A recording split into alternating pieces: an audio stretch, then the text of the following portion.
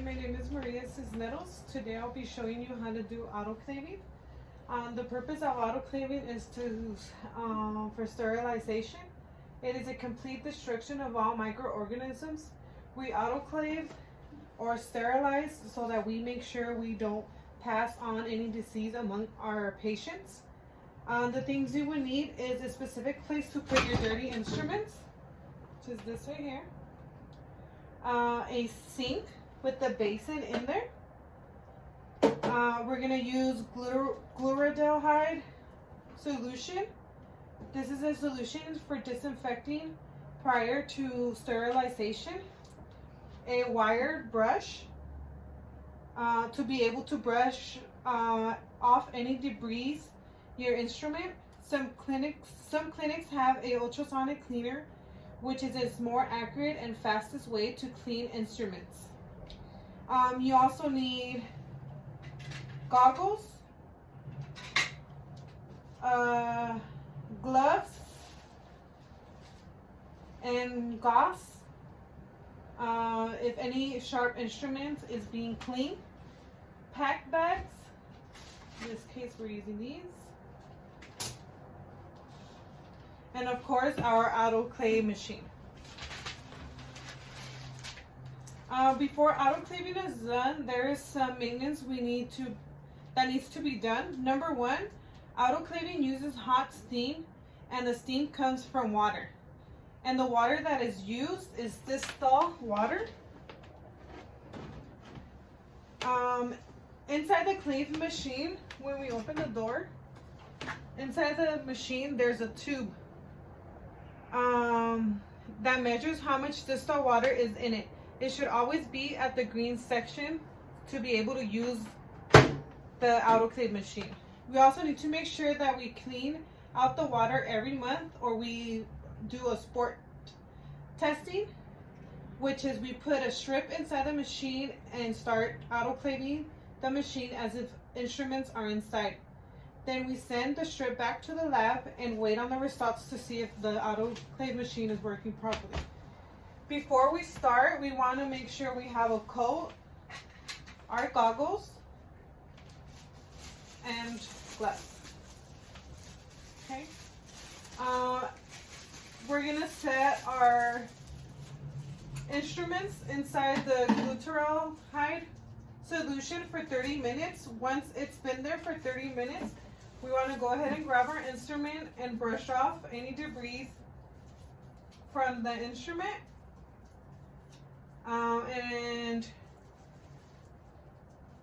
with all the hinges open, we clean as thoroughly as we can all the areas in the instruments.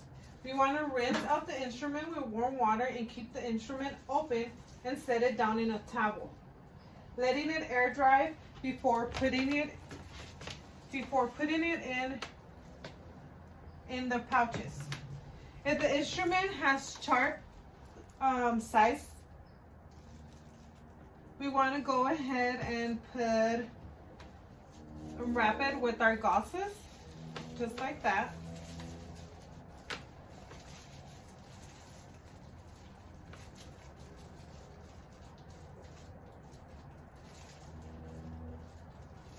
By doing this, we want to prevent the sharp instruments from ripping our pouches.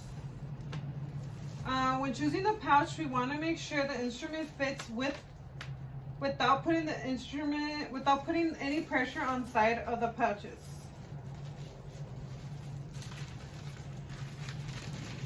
Just like that.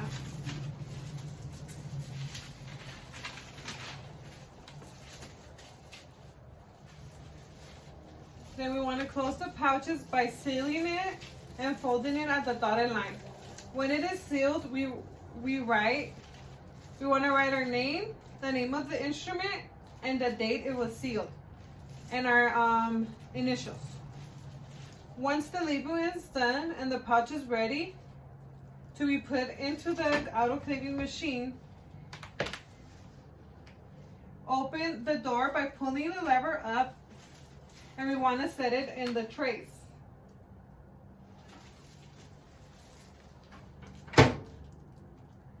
You can put more than one pouch in one tray, making sure they're not overpacked.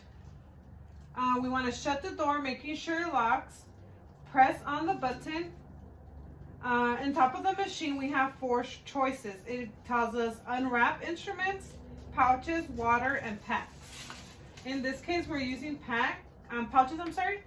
And once we know where we're going to autoclave, we choose that option. When using pouches, the machine usually automatic dials up the amount of time and temperature it needs to sterilize it. Then we press the start button and the door will lock, and we will hear a clicking sound, which means it's nice and still. Inside, on top of the machine, we have indicators that show us what process the machine is at. We have sterilizing, open the door. It opens up manually, letting the steam out, drying, and complete. Once it's complete, then we could open up the machine, making sure that we're behind the door, because sometimes it lets out steam. We want to make sure, once we remove our pouch, we want to make sure that there's no condensation in the pack or any puncture that is visible. If we see any of that, that means that sterilization wasn't complete, or in the instrument is still contaminated. If we don't see none of that, then the instruments are ready to store. Okay. So once they're done and we check that there is no damage to the package, we put it in the storage. The packs can be stored for a long period of time unless there is no damage or condensation in the pouches.